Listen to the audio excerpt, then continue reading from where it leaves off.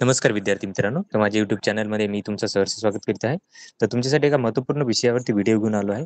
तो म्हणजे महाराष्ट्र शासनाच्या राज्य उत्पादन शुल्क विभागामध्ये जी भरती प्रक्रिया सुरू आहे, वेगवेगळ्या पदांकरिता जसे की जवानसाठी आहे, त्याच्यानंतर जवानी चालक आहे, त्याच्यानंतरनं तुम्ही बघाल तर लिपिकसाठी आहे. तर यासाठी पदांकरिता जी भरती प्रक्रिया सुरू आहे, तर त्याच्या संदर्भात एक माहितीपत्रक काढलेलं आहे.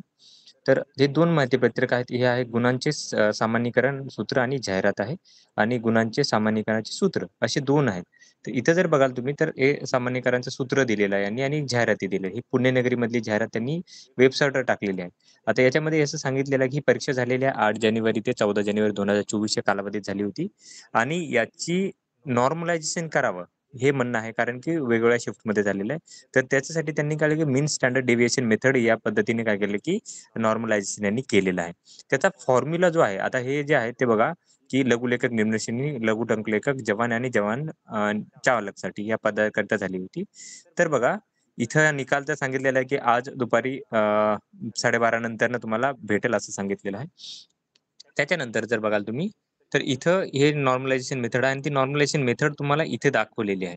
इथं आता याच्यानंतर सांगितलं आहे, की हे काय असतं ते म्हणजे नॉर्मली काय होतं, की ज्यावेळेस एकापेक्षा जास्त शिफ्टमध्ये ज्यावेळेस पेपर होतं, त्यावेळेस ही नॉर्मलायझेशन मेथड काय केलं, की वापरण्यात येत आहे. ओके. तर ही नॉर्मल मेथड आहे ही आहे नॉर्मलायझेशनचा फॉर्म्युला वगैरे या सगळ्या गोष्टी यांनी काय केल्या, की दिलेल्या आहेत.